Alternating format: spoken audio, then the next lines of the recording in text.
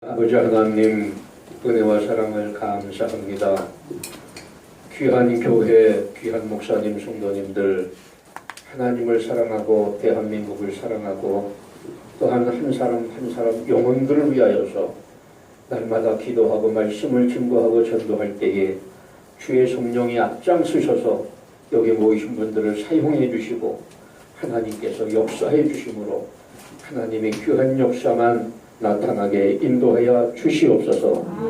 주의 종이 짧은 지식을 가지고 또 하나님의 은혜 체험한 것 작은 것을 증거할 때에 주의 성령께서 함께해 주옵소서. 예수님 이름으로 기도 올리옵나이다. 아멘.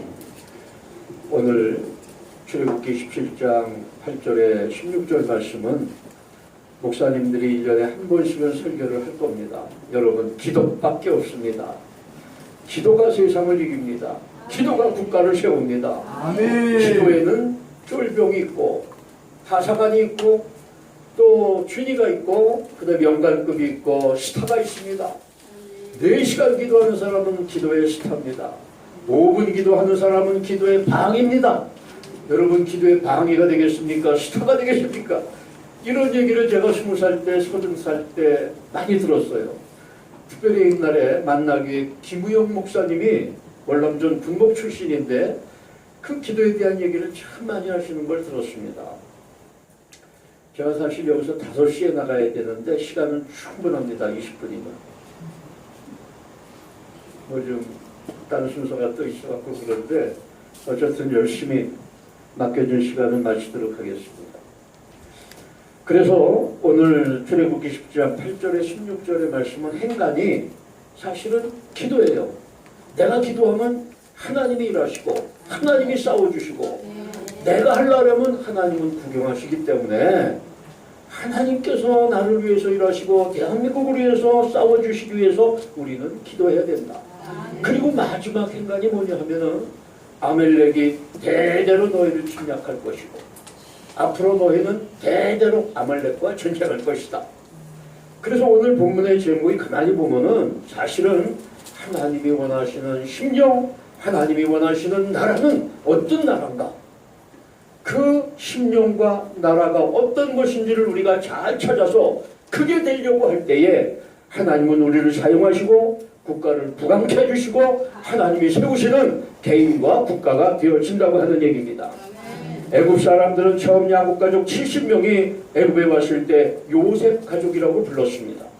그 후에 430년간 엄청나게 히브리 사람들이 늘어나니까 마침내 히브리 민족이라고 불렀습니다. 그런데 하나님께서 창세기 12장에 내가 너로 큰 민족을 이루고 국가가 되게 하겠다고 아브라함에게 약속하셨습니다.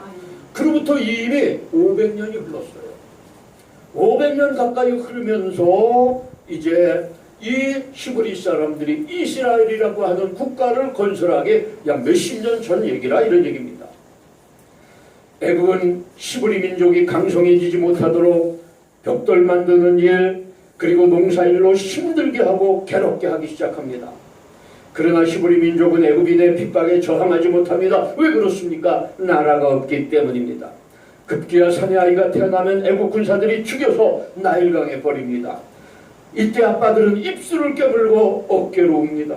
엄마는 몸부림을 치면서 통곡을 합니다.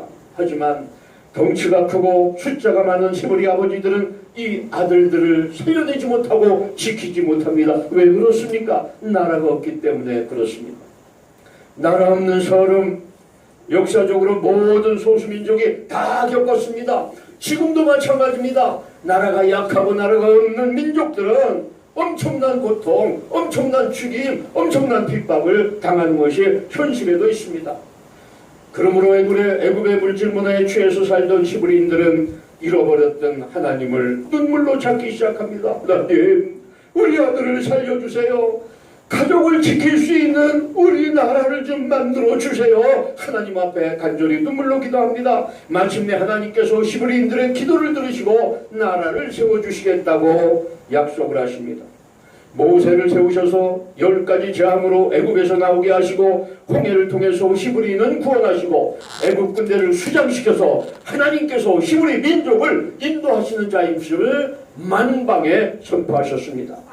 하나님의 강권적인 역사로 약속의 땅 가나안으로 이스라엘의 건국을 위해서 장정만 60만 명인 200만 명이 넘는 대인구가 힘들지만은 희망에 찬 대행군을 가나안을 향해서 해가고 있습니다. 그런데 오늘 본문 8절 말씀입니다. 이때 아말렉이 히브리인의 후미를 기습으로 공격합니다.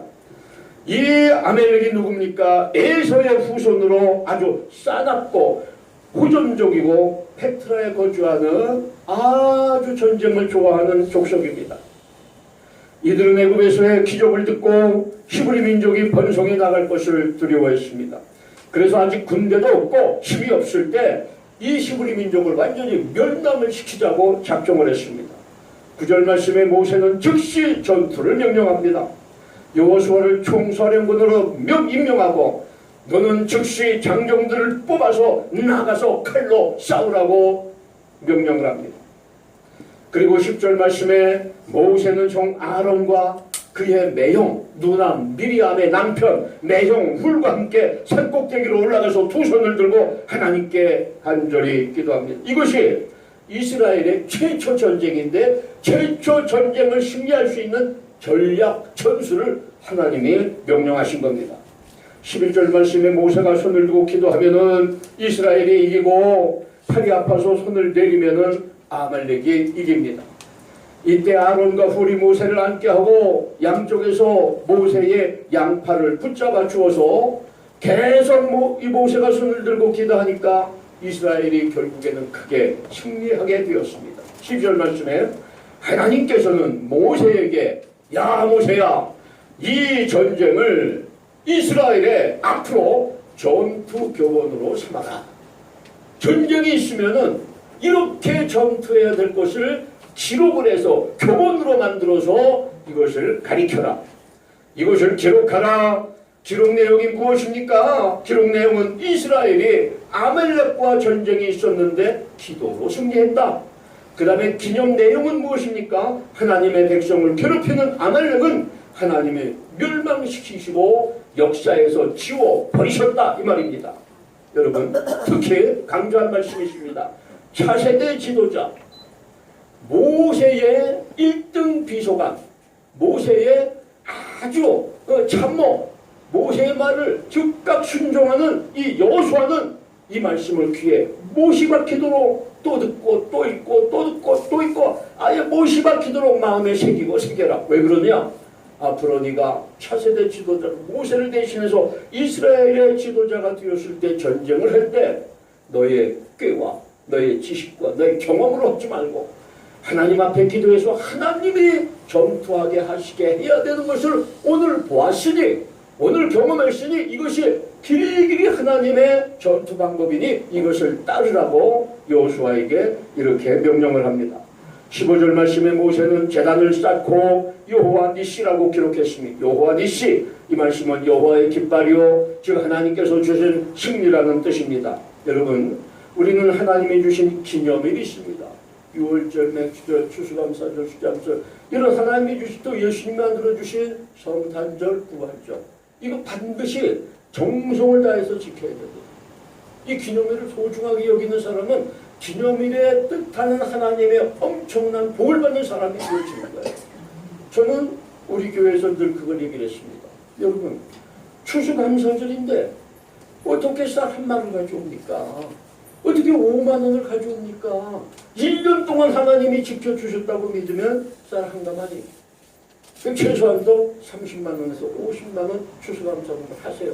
그랬더니요 집사님 한 번이 시험이 들었어요. 그래갖고 쌀 한 가마니를 갖다 놓고 교회를 안 나오시는 거예요. 내가 자존심이 있는 여자인데 목사님이 하라고 그랬으니까 했지만은 어떻게 헌금을 자유인데 강조를 하느냐? 그냥 이 교회 못 나오겠다 안 나오더라고요. 그 내가 그랬습니다. 그게 아까우면은 나오지 않아도 되는데 하나님은 믿으세요. 그러나 집사님이 하나님을 그렇게 생각한다면 결과가 앞으로 1년에 날 겁니다. 어떻게 되실까요? 그냥 얘기할 필요도 없죠. 가정에 이런 문제 저런 문제 엄청난 시험이 오는 거예요. 그러니까 나중에 손들고 목사님이 진짜 목사님입니다.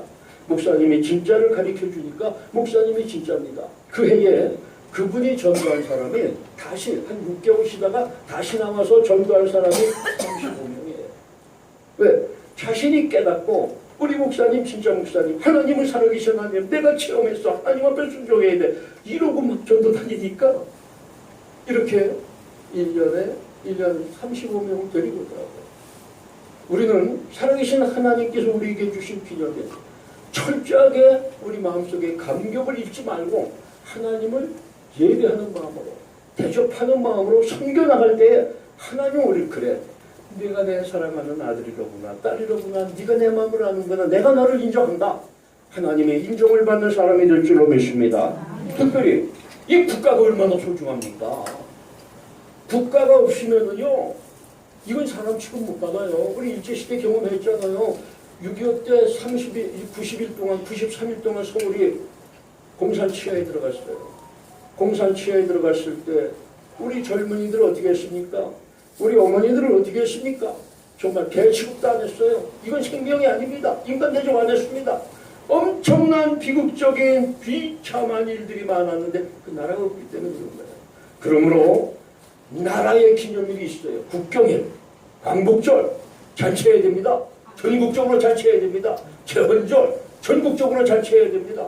개천절 나라가 시작되었어요. 얼마나 감격적인 일입니까? 이건 교회가 앞장서 갖고 잔치해야 돼. 그래서 이 날을 생각하면서 그 왜 이 기념일을 해야 되느냐? 하나님 앞에 감사하고 이 나라를 통해서 이 절기를 통해서 우리를 이만큼 세워주셨으니 감사합니다. 그런데 옛날의 어려운 때를 생각하고 복귀하면서 생각하면서 다시는 그런 일을 만나지 않도록 우리가 준비하고 또 준비하고 그래서 강성한 대한민국을 계속 유지시켜 나가는 방법이 무엇인지를 연구하고 검토하는 날이 기념일이라고 하는 얘기입니다. 할렐루야. 16절 말씀에 하나님께서는 이스라엘이 아멜렉과 대대로 싸울 것이라고 말씀합니다. 이게 좀 아이러니해요. 하나님이 아멜렉 완전히 없앴잖아요. 역사에서 치워버리겠다는 그걸로 끝나야 되는데 하나님께서 너희들은 나라가 끝나는 날까지 아멜렉과 계속 대대를 위해서 전투할 것이다. 이게 무슨 얘기인가 하니 이스라엘 사람들이 교만하면은 아멜렉이라고 하는 적군을 들어서 전쟁으로 심판을 하시는 거예요.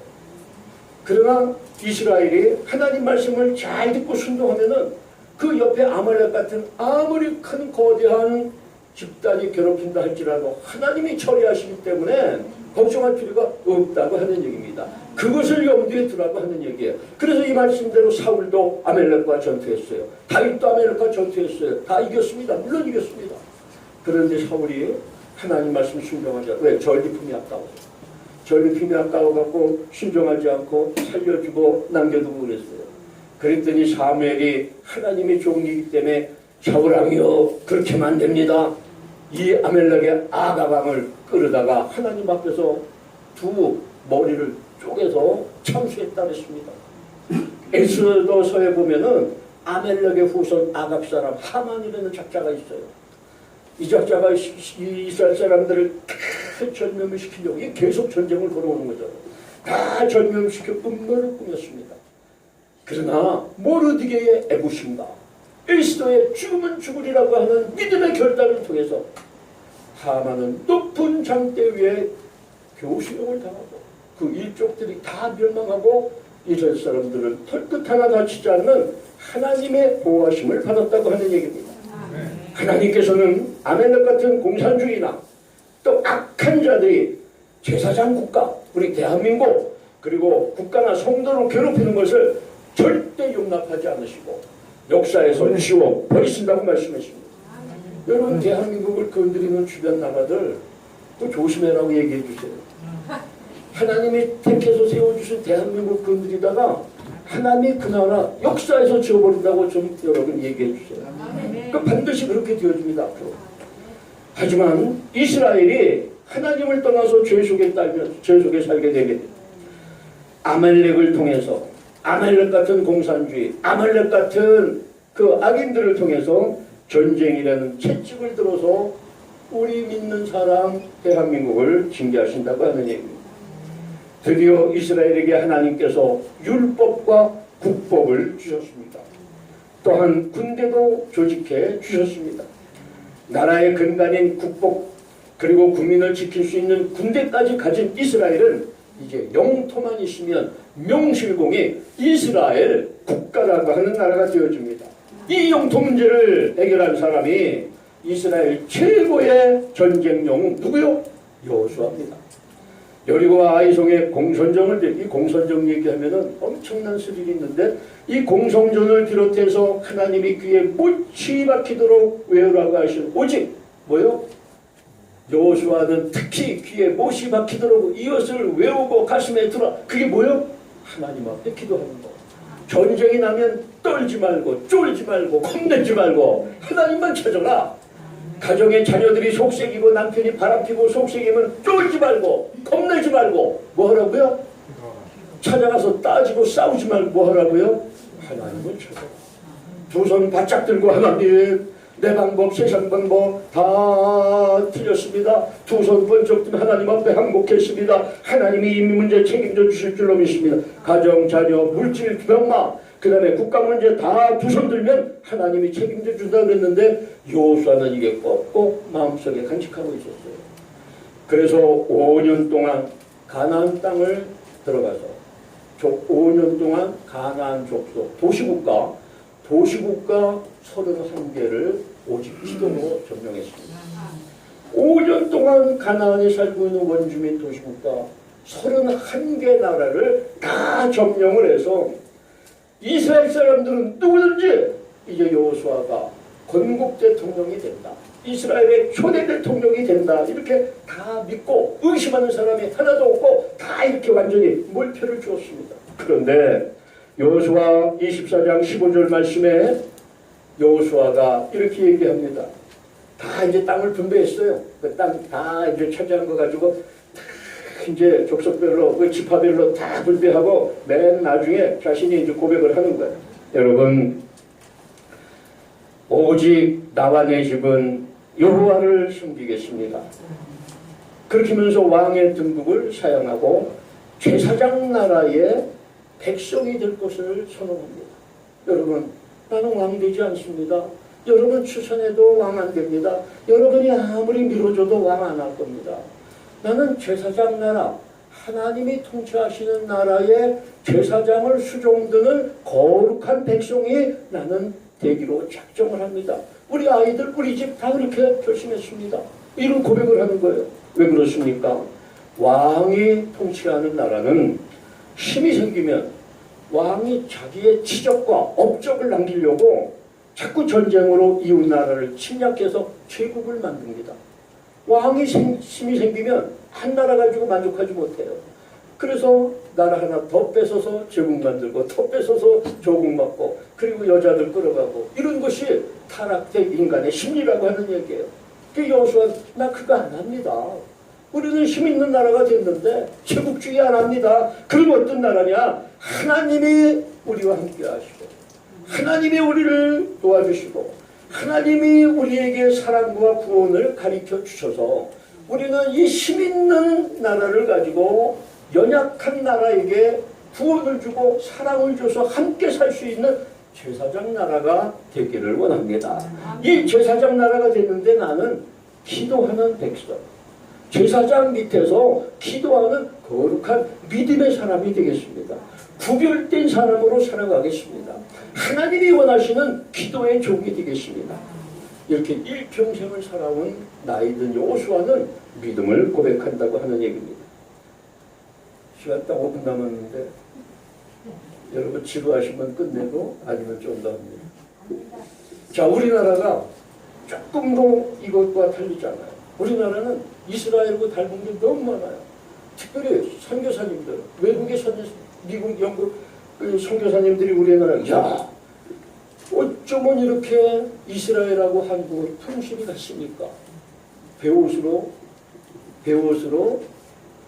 이 시신을 싸는 거 이런 게 너무 똑같다, 풍실이 똑같다고 하는 얘기예요. 인간성이 너무 똑같다고 하는 얘기예요. 핍박을 엄청 받았지만은 절대 포기하지 않는 거. 외침을 엄청 받았지만 절대 포기하지 않는 거. 이게 너무나 같다고 하는 얘기예요. 1910년 미국의 프린스턴대 총장인 우드로 윌슨은 이 조선에서 왕족이면서 믿음다운 천재 청년 20만을 자기 집으로 자꾸 초청을 해요. 만약에 여러분 다 아시는 대로 둘째 딸을 이승만에게 시집보내서 이승만을 윌슨 총장이 사위 삼으려고 그랬다고 그러잖아요. 근데 이 집에 오면은 여기에 누가 와 있느냐 하면은 윌슨 총장하고 메가더 장군의 장인이 친구예요. 아주 절친이야. 이웃집에 살면서. 그러니까 메가더가 처갓집에 왔다가 윌슨 총장의 초청을 받아서 가보면은 꾀재재한 한국 청년이 하나 있는 거야. 눈이 반짝반짝하고 귀가 대단하고 아주 굉장히 멋진 거예요. 그래서 두 사람이 5살 차이인데 아주 친구 아닌 친구 됐고 메가더가 이승만은 형이라고 생각하면서 이승만은 나의 십자가다. 무슨 일이 있어도 이분이 제사장 국가, 자유민주를 세우는 그 나라를 내가 도와야 된다. 이런 믿음의 사명감을 갖습니다. 근데 윌슨이 그 얘기를 하는 거예요. 여러분 청년들, 내가 앞으로 정치를 하려고 그래. 내가 교육자에서 앞으로 정치가가 되려고 그래. 이 정치가가 왜 되려고 하느냐? 하나님께서 우리 미국을 제사장 나라로 이미 세워주신 거야. 그래서 우리에게 제사장 나라로 세워주신 사명이 뭐냐? 그것은 바로 민주주의를 가서 가르쳐주고 자유민주주의를 가르쳐주고 하나님을 알게 해서 모두가 하나님 앞에서 평등하게 살면서 민주주의 정치체제를 갖춰서 지구촌 사람들이 다 잘 살게 하기 위해서 하나님이 미국을 바로 제사장 나라로 이미 세워준 거야. 미국은 앞으로 엄청난 부강한 나라가 될 거예요. 왜? 제사장 나라의 사명을 감당하기 위해서. 그러면 우리가 제사장 나라로 부름을 받았는데 힘이 생긴다고 제국주의처럼 침략하고 땅 뺏고 침략하고 땅 뺏으면 어떻게 되느냐? 하나님의 영은 떠나시고 우리는 저주받는 국가가 되니 나는 이 일을 사명으로 여기겠다. 이 윌슨은 장로교 신자입니다. 장로교는 칼빈주의자 예종론을 믿어요. 그 예종론이 뭐냐면은 내가 하나님 앞에 부름을 받은 것은 이 일을 하라고 하는 사명이 있다. 이 사명이 뭐냐? 윌슨은 나는 민주주의를 전하고 제사장 나로서 기독교 국가관을 심어주는 것이다. 이렇게 얘기하면서 승만리 천령, 승만 선생 앞으로 조선이 독립되어져서 대한민국이라고 하는 국가를 만든다고 한다면은 기독교 국가가 되어야 돼. 예수님이 나라의 주인이 되어준 기독교 국가가 되어야 돼. 기독교 국가만이 자유민주주의가 되어줄 수 있는 것이고 자유민주주의만이 사람들이 하나님이 주신 천부전 인권을 가지고 마음껏 창조적인 삶을